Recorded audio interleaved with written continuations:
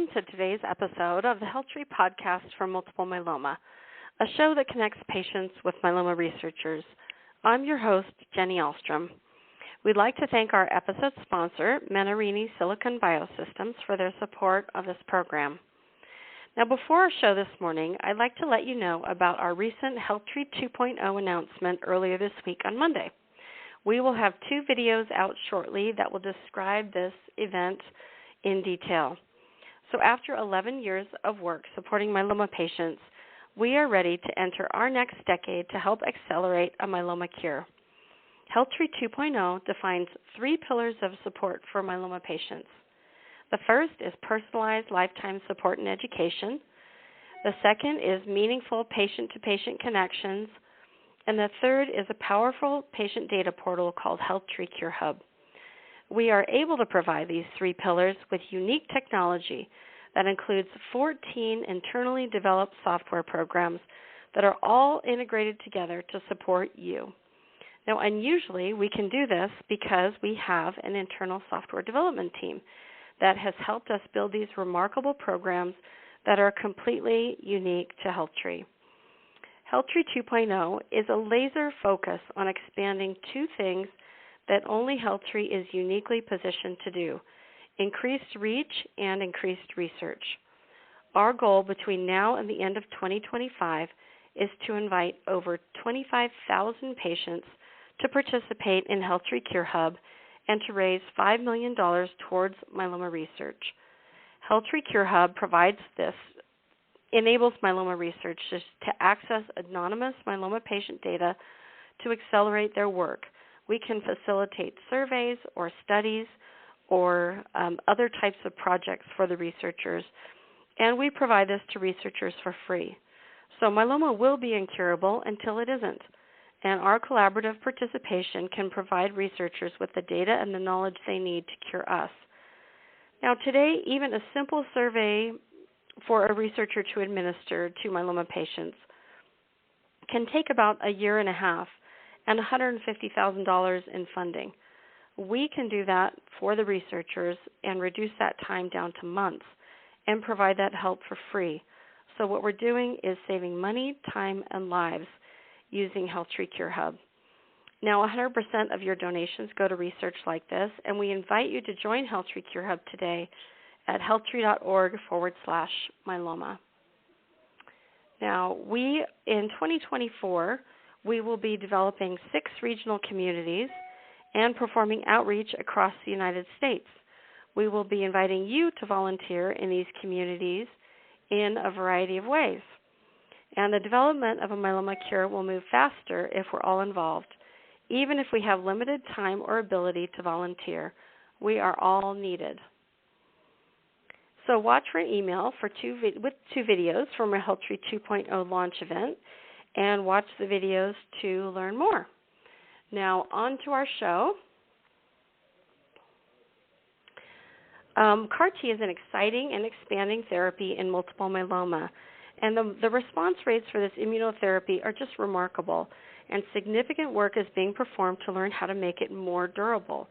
We have with us today Dr. Luciano Costa, a fabulous myeloma specialist with significant CAR-T experience. Dr. Costa, thank you for joining the program. Thank you very much, Jenny, for the opportunity to meet with you and your audience and discuss about this promising yet challenging therapy. Yes, we're very excited for today's discussion.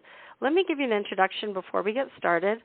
Dr. Luciano Costa is Medical Director for the Blood and Marrow Transplantation and the Immune Effector Cellular Therapy Program and Professor of Medicine in the Division of Hematology, Oncology, and Transplantation at the University of Alabama at Birmingham. Dr. Costa received his medical degree and PhD in Brazil, his home country, and trained at the University of Colorado and Mayo Clinic in Rochester. Dr. Costa is Associate Editor of Advances in Cell and Gene Therapy and has published over hundreds of articles, books, and posters on stem cell transplant and cellular therapies in multiple myeloma. Dr. Costa's research interests include stem cell transplant, development of new therapies in multiple myeloma, and specifically cellular therapies and immunotherapies. So we are so privileged to have you on the show today. Maybe we want to just start with CAR T-cell therapy generally. Can you speak to just this major innovation in myeloma care and a little bit about the history of its development? Absolutely. So I think if you go way back in time, this idea of using the person's own immune system to combat the cancer is actually quite old. If you think about it, our immune system is capable of quite a bit of surveillance, and we actually suppress most cancers before they even become detectable by our immune system. And I think a kind of a very proof of principle of that is that people who have chronic immunosuppression for whatever reason, people who get, for example, a heart transplant or a lung transplant, they are at increased risk of developing cancers of different forms. So for decades now, people have tried to ramp up this and find smarter ways to redirect one's immune system against the cancer they already have. As you can imagine, that's not an easy task. I mean, if we develop cancer in first place, it's because the immune system has failed on that immune surveillance task. And also, cancer is essentially a corrupted normal cell, so it carries many of the characteristics of the normal organ and tissue from which it originates. So it's hard to successfully harm the cancer without harming normal organs.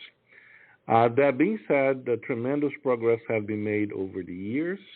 Perhaps the first biggest success of immunotherapy in cancer are the monoclonal antibodies, and we have those in myeloma as well.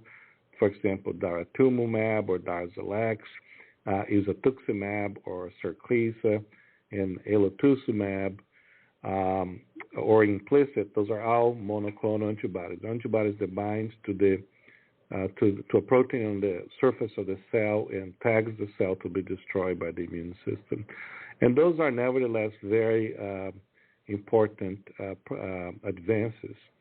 However, the cell that is the strongest part of our immune system in suppressing cancer and killing other cells are the so-called T cells. And T cells are quite abundant. We have about 1,000 of those floating around at any given time. And they are trained over our lifetime to recognize and suppress different types of stimuli, particularly different type of infections. So CAR T really comes from the pursuit of taking those T cells and repurpose them from, fighting an infection, for example, to now being able to recognize and find the cancer. So the CAR T consists of harvesting those T cells from the patient's own bloodstream and modifying those cells genetically to insert on those cells a gene that make them recognize something unique to the myeloma cell, and then then grow those cells into many copies in the laboratory. And when it comes to treat the patient, we essentially infuse those cells that are capable of tracking themselves to the part of the body where the cancer is, multiplying themselves, so you have more cells that were given to the patient, so you can tackle many other cancer cells. And those T cells should be able to, on the first encounter with the cancer, be activated and be able to kill the cancer. And that's exactly what CAR T cell therapy is. CAR T stands for chimeric antigen receptor. That means you have a receptor that was made up of different pieces via bioengineering. And that chimeric antigen receptor is inserted in those T cells and those are the ones that treat the cancer, in this case, the myeloma. Now, CAR-T did not start in myeloma. I think the first success was now more than a decade ago in treating some leukemias, particularly pediatric acute lymphoblastic leukemia.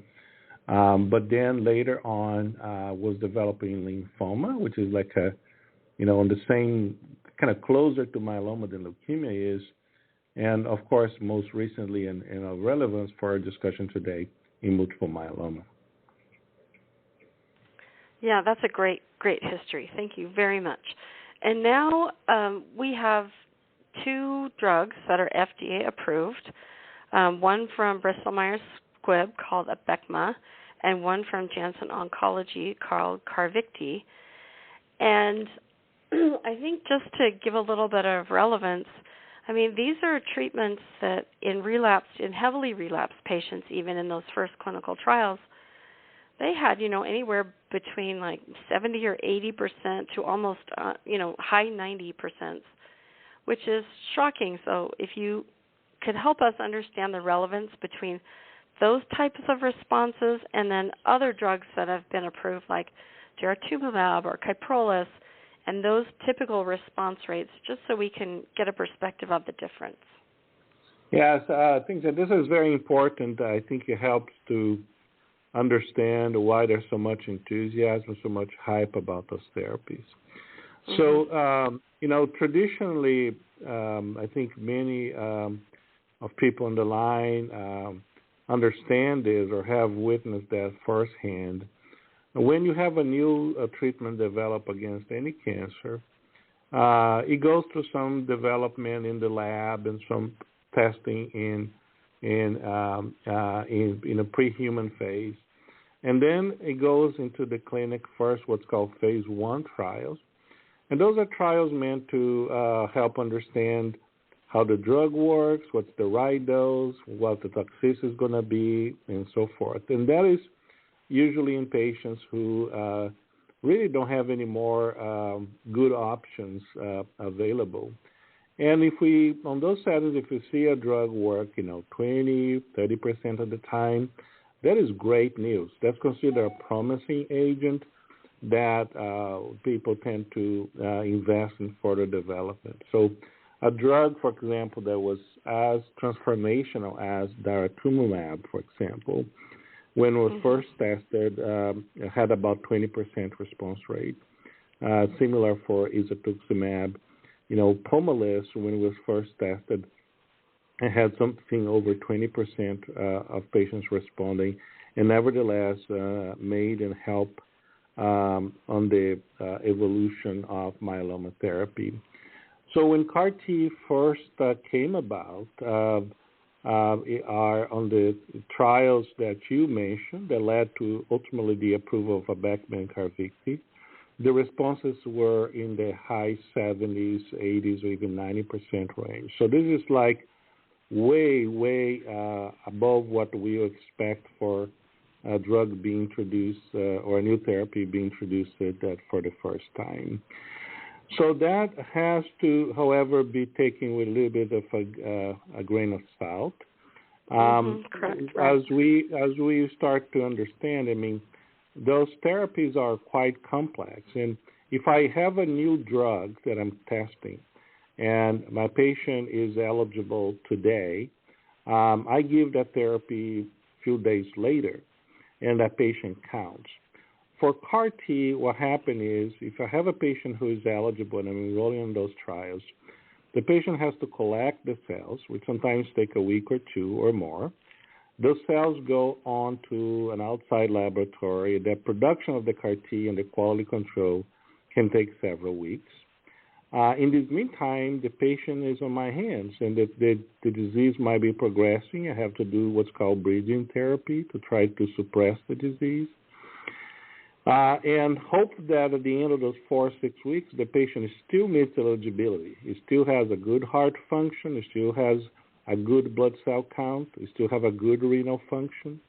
He still has a good performance status, which is often but not always the case. So that causes, and if the patient for some reason does not make that criteria, the patient is not counted on those clinical trials. So that automatically selects out patients who have a more aggressive disease and patients who couldn't wait, who are not even considered for the trial, or patients who are enrolled in the trial but do not make the 4 to 6 weeks. Nevertheless, it's highly encouraging to have therapies with that level of response in working settings where things are no longer active. We had a chance a few years ago, before there was CAR-T, to kind of collect somewhat the benchmark data. Say how those people who have had 3, 4, 5 therapies, who have received a proteasome inhibitor like Velcade or Carprolis, have received a proteasome immunomodulatory agent like Revlimid or Pomalyst, and have received a CD38 monoclonal antibody like Darzalex or Sarclisa. How do they respond to the next thing you do, whatever that thing is? And the results are pretty dismal, only about 25 to 30% response. So when you take the same population and have a therapy that works more than 75% of the time, is really transformational. Right, very exciting.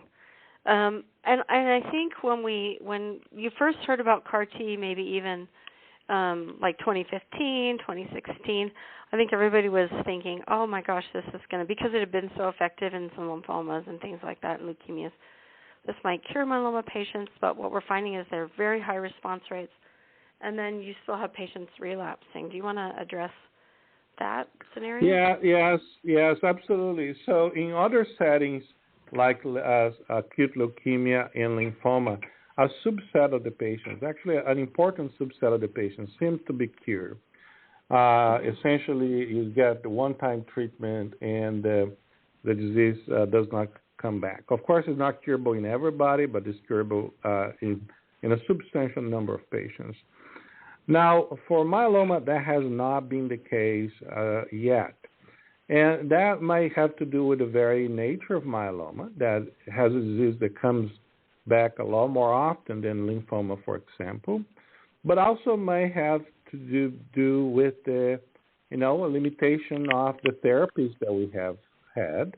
So there is certainly those two products, as wonderful as they are, there's certainly room for improvement in both of safety and efficacy, but also the patient population, right? It's true for any cancer that your greatest chance of cure is with earlier lines of therapy.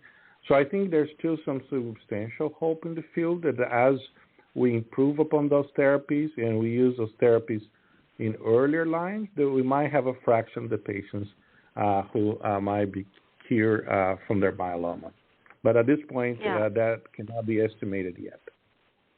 I love how you said not yet, because you're learning so much. And this is just like, I think every time a new therapy comes out, you learn how to use it. You learn when to use it. You learn who it's most effective for. And you kind of dial in with practice all the things that are not possible to figure out really in the clinical trial process. So I just love that.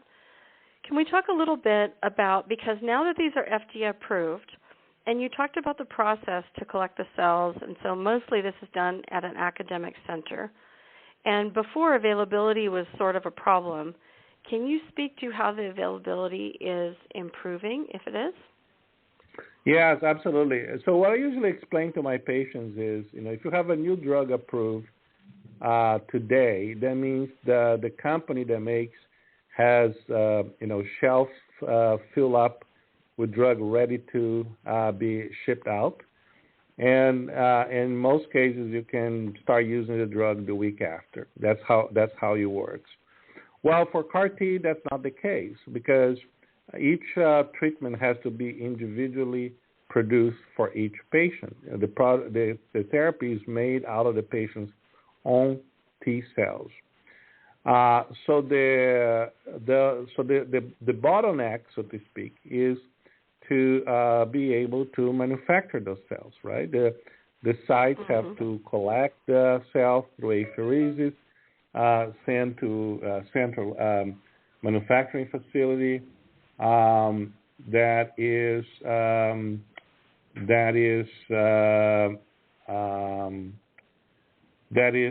going to produce those CAR Ts and send back. So that manufacturing has been the bottleneck.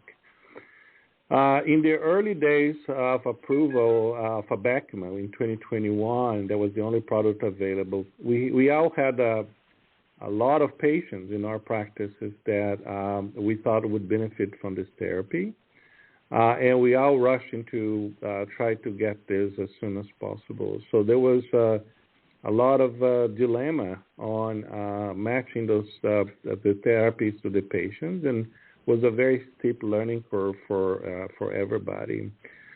This has gotten a lot better in more recent months with the availability of Carvykti and increasing availability of Abecma. So I would say it's not a gone problem. I mean, you cannot get either one at any whenever you want. But it's far better than before. And also, we learn, better how to use those agents, how to time that in relation to the patient's disease. And some of that demand that was suppressed before kind of has been taken care of in the past several months. So we're a little bit of a more steady state situation right now. Yeah, that's wonderful to hear that. And I know that... well, I have a lot of questions, but maybe we want to talk first about, do we know who will and won't respond to some of these therapies? I know they were approved after fourth line, so some of my questions that I was thinking about, I think I might wait till, what you mentioned at the beginning of the show, bringing them up into earlier lines of therapy. But for now, is there any way to predict who will and won't respond, and is there any way to predict who will and won't get some of the common side effects? Now, that's a great question, and certainly something that we are interested in, but unfortunately at the present time, we really cannot predict who will not respond. And part of that is because we're talking about therapies with 80+% response rates, right? So now responding becomes sort of an exception. There are, factors that are starting to come up that start telling us who will have a longer remission versus a shorter remission. And that tends to be the usual suspects, right? Patients with a lot of disease assessed by the presence of we'll call extramedullary disease. I mean, disease outside the bone marrow. For example, nodules in the liver, or under the skin, or in the lung. So in tissues other than the bone or the bone marrow, those patients tend to have a less likelihood of response or a shorter response. Patients with a high, LDH, which we know is a prognostic marker in myeloma, and so forth. But the thing is, the things that make patients less likely to respond or less likely to have a long remission on those therapies are things that make patients less likely to respond and have a shorter remission with any therapy. And as I like to say, we don't choose patients for our therapies, we choose therapies for our patients. We have not, in that sense, we have not be able to define a subset of patients who will not benefit at all, right? Now, there are patients that we have learned that pursuing CAR T is not a good choice, because sometimes we're seeing the patient and the pace of the progression is so rapid that you can project there will be no way that patient will be kept safe for the 4, 6, sometimes 8 weeks it takes to manufacture the CAR Ts. So you have to, unless you have an excellent bridging option on hand, you probably should be looking to a different direction on how to try to treat that patient. The other part that is only partially understood is how our immune system plays a role into the persistence of the CAR Ts and the response to therapy. In a way, all the therapies that patients receive throughout life can damage the immune system one way or the other. And if you're going to later lines of therapy, you're probably taking T cells that are more incapable or less capable, let's put that way. But on the other hand, the process of manufacturing kind of overrides some of that, right? Because you're now inserting kind of a superpowers in that T cell that might be able to overcome that exhaustion status that the T cells have. But there are all the other components of the immune system that we only partially understand how they affect one's likelihood of response. Okay, great. And do you want to review, give a brief overview of the typical side effects that patients can anticipate for CAR T? Yeah, absolutely. So there are some side effects that are very, very unique to this therapy. The one that is most common and most relevant is something called cytokine release syndrome, or CRS. So for those who are listening to understand, cytokines are normally occurring substances that our body produces by different immune cells that are responsible for coordination of immune response. So our immune system is extremely complex and dynamic, and essentially one cell has to talk to another to kind of coordinate the operation, coordinate the attack, so to speak. And that communication is done through substances that we call cytokines. Well, when you take something like CAR T, when you overwrite the system and insert a large number of cells that have those superpowers, you essentially break through the body's mechanism of self-regulation, and you have what's called what is a very exacerbated immune reaction, and sometimes called cytokine storm. And that manifests on the patient with a fever. That's kind of the key finding. But in more advanced circumstances, that can produce low oxygenation, patient being short of breath, drops in blood pressure that in some occasions require, stay in the intensive care unit with medications to keep the blood pressure up. In more advanced circumstances, it can cause, more serious problems like kidney failure, liver failure, and even can be fatal. Now, there are a few things that can predict that. The disease burden, how much cancer there is when the cells are infused, seems to at least loosely correlate with the severity of the CRS, which kind of makes intuitive sense, right? You have a lot of cancer, you have a lot of fuel for the fire, and you can have a more intense reaction. Now, fortunately, and that's true for both Carvykti and ide-cel, CRS is very common, more than 70% in both cases, but the serious type, the type that you have to be in the ICU, is still rare, way less than 10%. Also, over the years, and that's the type of knowledge that doesn't have to be myeloma specific. We can learn that from the experience with lymphoma and leukemia. We have better mitigating strategies for that reaction, particularly a drug that blocks one of the main cytokines that's called interleukin-6, and that helps to kind of cool down that reaction. And there are other things that can be done, like steroids and so forth. Now, one other signature toxicity, as I like to say, is neurotoxicity, and that has been called immune effector cell-associated neurotoxicity syndrome, or ICANS. And this was primarily described and is more seriously and more common in leukemia and lymphoma, but nevertheless can occur in myeloma.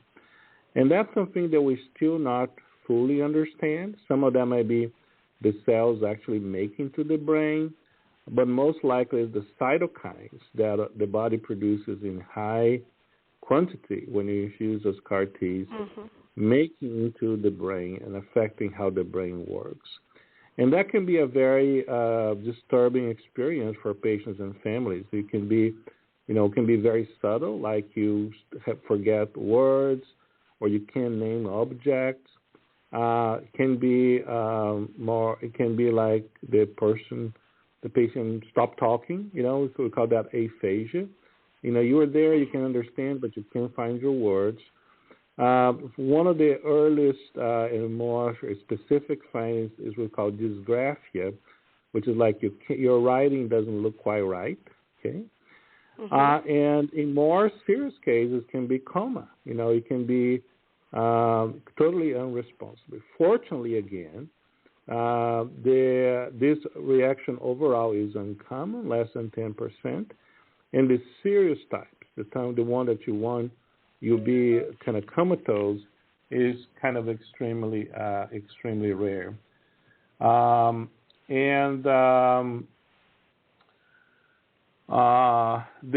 good thing is that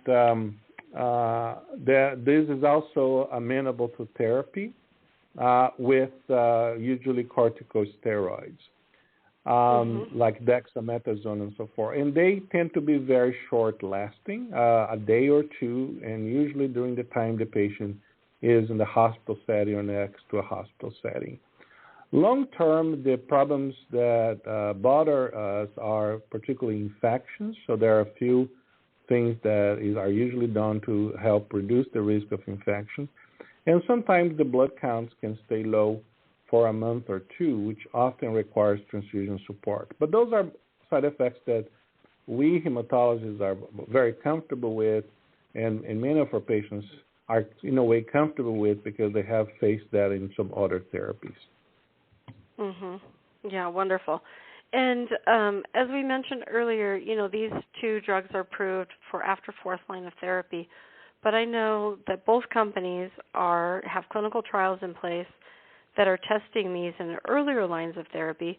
Do you want to speak to what you think the time frame might look like to get these drugs approved or these treatments approved for patients who've had maybe one line of therapy or two lines of therapy? Yeah, absolutely. So both companies have conducted trials, and those were called phase 3 trials. So essentially you compare this therapy with the existing available regimens in patients with earlier therapy. In the case of Abecma, is a trial that we call KarMMa-3. We're fortunate enough to participate in that trial. Had patients with 2 to 4 prior therapies who have received all the 3 main classes of myeloma therapy. And this therapy, CAR-T, was compared with a conventional regimen. And that study has been completed, has been published. It was a highly positive study with the CAR-T having nearly more than 50% reduction in the risk of progression for those patients. In the case of CARVYKTI, there was also a study. We also were happy to participate on it. It's called CARTITUDE-4. They compare CARVYKTI with a conventional regimen in patients who had 1 to 3 therapies. And different from what we saw with the Abecma, the patients here did not have to even had received a CD38 monoclonal antibody like daratumumab. The disease just had to be resistant to Revlimid, which is most time it is on patients in second line or beyond. And that trial was also very positive with more than 50% reduction in the risk of progression or death with CARVYKTI versus a conventional regimen. Now, this data is out. The regulatory authorities are looking at that, both for Abecma and CARVYKTI. I hear this can be as early as first quarter next year. that one or more of those therapies might be available for patients earlier in their journey with myeloma. Yeah, that's fantastic, because I think what you said at the beginning is true, that when you have a more resilient immune system, it's and for every therapy, everything works better when you're first diagnosed versus later. Well, let's talk a little bit about CAR T versus bispecific antibodies, because all these immunotherapies kind of, CAR T was a little bit earlier, and now we have like this flood of bispecific antibodies that are coming out. And talk about sequencing strategies. I know at the recent International Myeloma Society meeting in Greece, some of the data showed that if you can get it, and if it's available, CAR T might be better in sequencing, but you still have the question, can you get it? And what you were saying earlier, like, will your myeloma wait until you can get it? So that's still kind of open. But what's your opinion on the whole sequencing of these different drugs? Yeah. So that is very interesting. So for your audience, now that we talk about how we want to use T cells to fight the cancer, CAR T is one way to do it. The other way to do is what Jenny has mentioned, bispecific T cell engagers. So those are off-the-shelf therapies. They're antibodies, very much like Darzalex or Sarclisa or Implicit are antibodies. But they bind two things. They bind something called CD3, which is on the T cells, and they bind a target on the myeloma cell that can be either BCMA, like the CAR Ts, or it can be another protein called GPRC5D.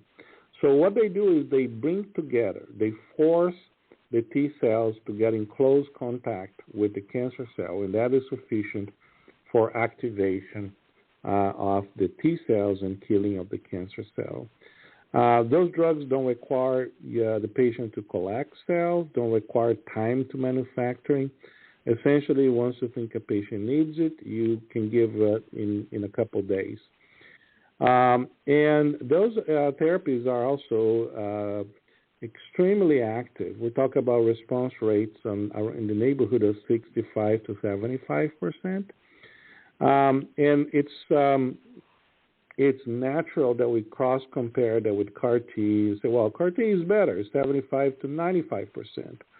We've got to keep in mind that those are very different patient populations. For example, somebody with a very aggressive disease that gets a bispecific, they can get therapy in a couple of days, and if it doesn't work, they count as a failure of the treatment, while if they had received CAR T, they would probably have not done well and never received the CAR T infusion because their health would have deteriorated, so they're not counted. So there's always a 10% or so difference that favors a comparison to CAR T.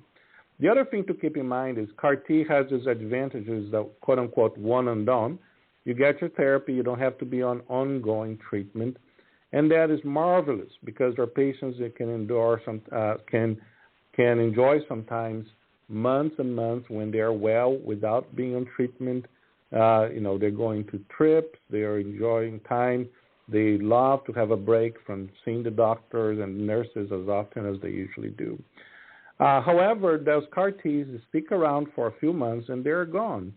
And then eventually the myeloma kind of bounces back. The bispecific, for being ongoing therapy, is inconvenient because you're not really signing off from the treatment center, but that can be a double-edged sword because you continue the therapy that is engaging your immune system against the cancer, and some of those responses can be very, very long. I have patients, for example, approaching 5 years on a bispecific T-cell engager after having triple-class refractory myeloma. So it's not as simple as, CAR T works more often than bispecific. Now, the challenge is, in a scenario where we have all those things available, how do we choose, right? And that is the question we don't have a good answer for. We're starting to learn how one therapy works after the other. And if somebody has CAR T and it works, and a year or years down the road, the myeloma comes back, we can pretty much say the likelihood of responding to a bispecific, even with the same target, is very close to those patients who never had received a CAR T. So the CAR T doesn't seem to burn any bridge in any meaningful way. The response rates are a little bit less, but still very meaningful. So we know a little bit better about this path of CAR T followed by bispecific. The other way around is not very well known. And the little bit of data that there is seems to not be very encouraging for somebody coming off of a bispecific with progression and jumping to a CAR T. Sometimes you cannot manufacture the CAR T successfully, and even when you do, oftentimes it doesn't work. And we're only starting to understand why. Maybe because that continuous suppression of the myeloma selects out the cells that have lost the target. We still don't know, but that path seems to be a little bit less successful. So how do we make decisions when you have a patient in front of you? Very, very hard. I would say if you are somebody who, and that's how I counsel my patients, you are somebody who we think can safely do CAR T, can safely wait for the manufacturing. We have a slot available. Go ahead, do the CAR T. The other option is still going to be there. What we have to be careful about is not losing an important therapy, which are the bispecifics, waiting for that, waiting to go from something that is excellent for something that we might perceive as being quote-unquote better, which is the CAR T, and lose that option and lose the chance of receiving meaningful therapy. There are also patients who, the other thing to take in consideration, and I discussed that with the patients, the toxicity with bispecific is certainly less and more controllable. As many of the audience might know, the bispecifics are given in a measured approach. You don't give the full dose on the first day. You do what's called step-up dose. So they give intermediary doses, which gives you some control of the pace of that engagement and those reactions. With CAR T, you unleash the cells, and all you can do is hope for the best. And if a complication happens, you try to mitigate with treatments. You don't have much control of that reaction. So if you have somebody who is older or have a more frail health, that you think this person is, will be unable to endure a severe CRS, that's sadly not a patient that you should pursue in CAR T.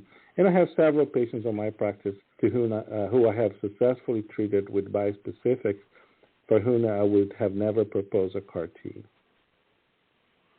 Well, all these nuances are the exact reason why you need a myeloma specialist on your team, in my opinion. You think about all the things you just considered, and it's just so critical that people come to experts like you, especially for these newer and very nuanced therapies. I just think it's I have important. to agree with you, Jenny, and I think it's I know we're a bit of the self-serving advice, but I think the sooner you get a myeloma specialist on your team, the better. Even if that specialist is not the one you're seeing for your every month treatment, you have somebody closer to home, which is a general oncologist who is willing to work with that myeloma specialist, is still important. Because, there are few things that, as you're sensing from our discussion, timing is very important. Having a feel for one's disease. See how a patient tolerates this therapy versus that therapy. And in CAR T, for example, with all the logistics involved in slot, insurance verification, collection, bridging, having somebody with firsthand experience that has been involved in your team from the very beginning is incredibly helpful. Yeah. Wonderful. Well, do you want to talk about new approaches in CAR T? So we have these 2 approved drugs, and there are some new things coming out, like using 2 CAR Ts together, or using new targets like CS1 or GPRC5D, or even having a facility develop their own CAR T. Do you want to kind of review what, in your opinion, what are the most promising looking approaches? Absolutely. So the 2 CAR Ts that are currently approved, they target the same target called BCMA, or B-cell maturation antigen. And, of course, they have been very successful. That's not the only target that is relevant in myeloma. We have, for example, GPRC5D, which is the target of talquetamab, for example, which is now an FDA-approved bispecific T-cell engager. And there are CAR Ts in development, and our center has had a lot of experience with a GPRC5D directed CAR T. Again, very active, and if you ask me, quite safe.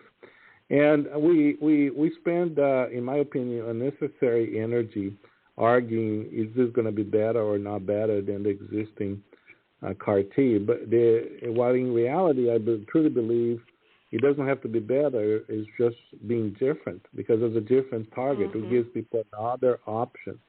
And we have had several patients who have received 2 different CAR Ts with 2 different mechanisms of action and derive incredibly disease response and long remissions from both in sequence. So in the future, people might benefit from CAR T in more than one point into the treatment trajectory. The other approach that is only starting now is to design CAR Ts that don't have one target but 2. And this is very intuitive how 2 can do a better job than 1. That's how you use chemotherapy, right? Many successful curative chemotherapies using cancer is using more than one drug with the hopes that a cell that is resistant to one is not resistant to the other.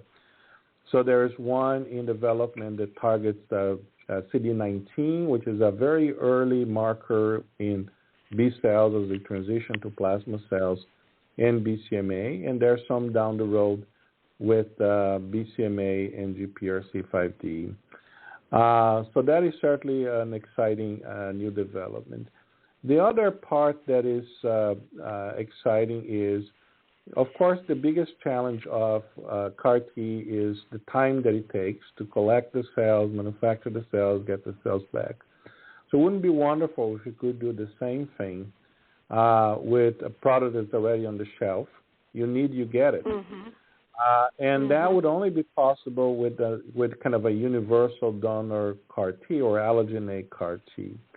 So far, the initiatives that have been taken in that direction have been hindered by the problem that if you get a cell that is not yours, you can reject the cell and the cell can reject you. And what it takes to overcome that is some very strong immunosuppression that causes a lot of infections. But thanks to modern technology, now there are some initiatives of editing the DNA of that cell to essentially make that invisible to your immune system and make that incapable of attacking your normal organs, so you can have a cell that is super focused on finding and killing the cancer without causing any other trouble. So that would be ideal, right? You have an off-the-shelf product that is safe. That'd be amazing. And you don't have to go through apheresis collection and individual patient manufacturing. So I think those are the things that, if I have to highlight the 3 things that I'm most excited about future cellular therapy, it will be those 3. Wow, that's totally amazing. I have a few more questions for you, but I also want to leave a little bit of time for caller questions.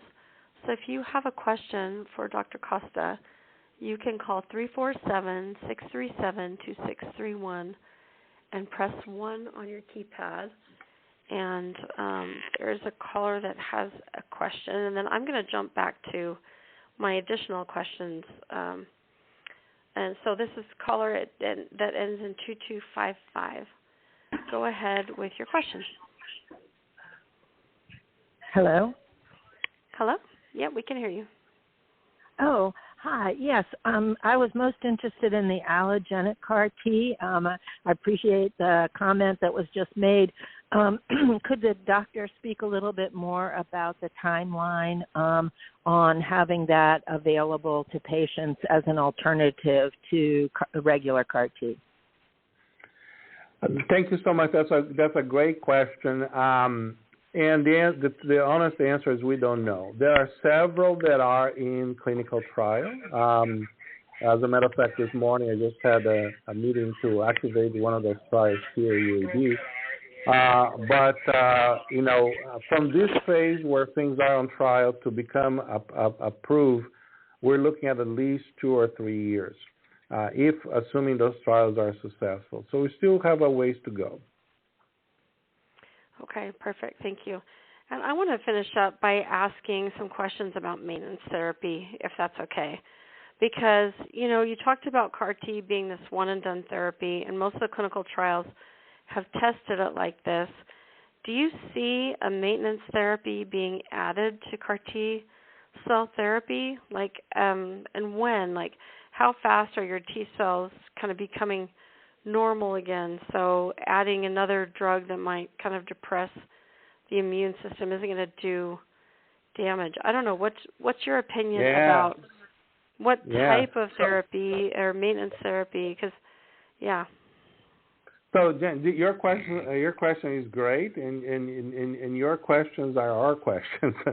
So those are the things that we don't know, right? So you're absolutely right. I think the idea of maintenance therapy is very commonplace in myeloma because, we have learned that from initial therapy, post-transplant therapy, the maintenance is beneficial. And when you do CAR T one and done, you can't help but think about, can I make this response better or longer lasting by using maintenance therapy? And that, as you can imagine, is a very controversial, and you can come up with a lot of reasons why that would be a good idea, a lot of reasons why it would be a bad idea.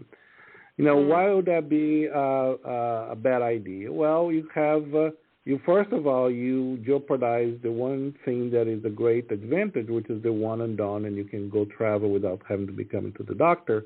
You kind of jeopardize that if you have to be on ongoing therapy. The other reason is what you mentioned. There's already a degree of immunosuppression associated with the CAR T, low blood counts, and that can be made worse by adding yet another myeloma therapy. So there are several reasons for skepticism. On the flip side of that, you have therapies that can do, perhaps, at least hypothetical, can do both. They can help suppress the myeloma and enhance the activity of those T cells. We know, for example, cell mods, which are the evolution of the immunomodulatory agents like Revlimid and Pomalyst. The cell mods are iberdomide and now mezigdomide. They, at least in theory, can revitalize those T cells and have a potent anti-myeloma effect. So, at least hypothetically, they could be optimal maintenance therapy, an oral drug that could make the response, last longer. Another things that are being pursued are, combinations with CAR Ts and a bispecific. Perhaps even with a different target. To try to clean up, or so to speak, the little bit of disease that is left after CAR T and prevent a relapse. Of course, the timing of that is crucial. It's probably not something that is feasible. The week after you get your CAR T, maybe something feasible, a few months later. All those things and a few more are being pursued as we speak in clinical trials. But at this point, none of which has been really presented, published, or certainly not established. So at this point, there is, maintenance is yet not a feature post-CAR T. Yeah, interesting. Okay, we have another caller question that ends in, phone number ends in 2373. Go ahead with your question. Yes, my question, I just wanted to know if the doctor can review post-CAR T. Should the CAR T fail? You mentioned bispecifics. I just wanted a little more clarity on that. Thank you. Yeah, absolutely. So if you think about clinical trials that led to the approval of elranatamab, teclistamab, and talquetamab. Those are the three bispecifics that we have approved. On the program for development of those bispecifics, there were patients who had received prior CAR T, which gave us the opportunity to look at how that sequence happens. And when you look at patients who had received a prior BCMA-directed CAR T and go on to receive teclistamab, which has the same target, BCMA, the response rate is still about 55%, which is not too far from the about 65% on patients without prior CAR T. So now that those things are all available, it teaches us that patients who had a prior BCMA-directed CAR T and now is having a recurrence, months later or years later, a BCMA-directed bispecific is still a good option. The same near identical results we're finding with the elranatamab program, so that is an option.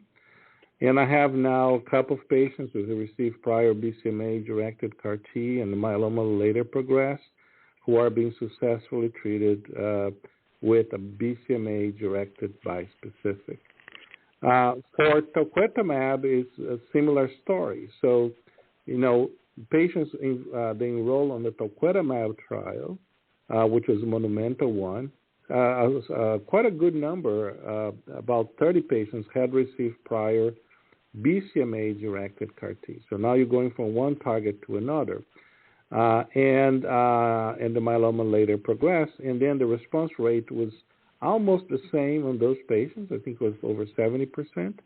Than it was in the general population. So that tells us, and there was no different safety concerns. So that tells us a bispecific after CAR T is safe and nearly as effective. But keep in mind, this is not planned sequence. It just happens that somebody got a CAR T, myeloma progressed, and they are still in good shape. They still meet the clinical trial eligibility, and they went on to receive a bispecific, right? None of those circumstances were an intended sequence. It's not like, okay, we're going to go on this plan, and this plan to get CAR T now, and 3 months down the road to get bispecific. It just happened to be that way. Yeah, that makes a lot of sense. Okay, that's a great question. Dr. Costa, we are out of time. And I think my last question would be, are there any CAR T clinical trials that you would like to mention that you are running or you are interested in to understand kind of the next level of CAR T understanding? Yeah, without mentioning any particular program, because I don't want to play favorites here, but we are very fortunate that we are involved on all these initiatives that I mentioned, with bispecific CAR T, with CAR T in combination, with approaches such as maintenance therapy, as well as allogeneic CAR T. I think it goes a plug in general, and I think I suspect I'm a little bit preaching to the choir here, knowing how engaged your audience is. But clinical trial is always a good idea. Every time if you come to a crossroads and you need to make a treatment decision, be very proactive, inquire your doctor, and reach out to the center near you that is involved in myeloma research, and look for clinical trials options, because it's ultimately how we advance the field, and ultimately how you as a patient can have early access to those therapies that are often transformational.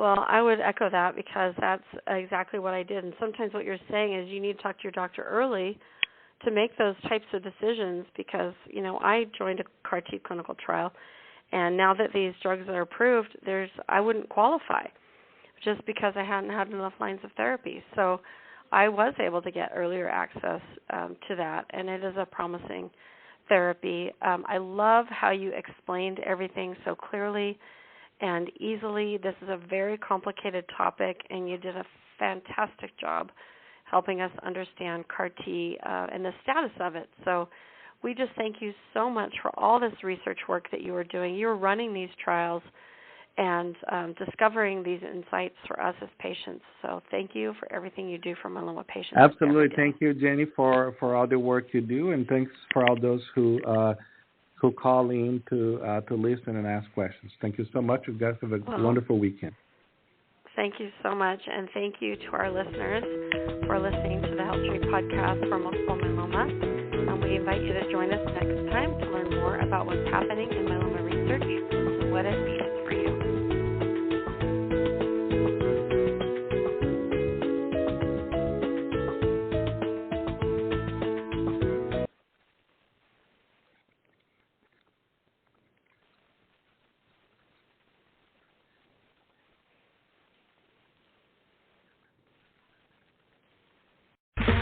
Okay, round two. Name something that's not boring.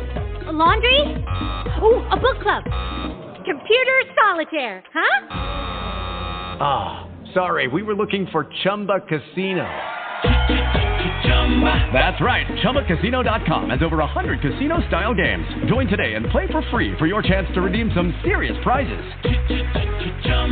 ChumbaCasino.com. No purchase necessary. Void where prohibited by law. 18+ terms and conditions apply. See website for details.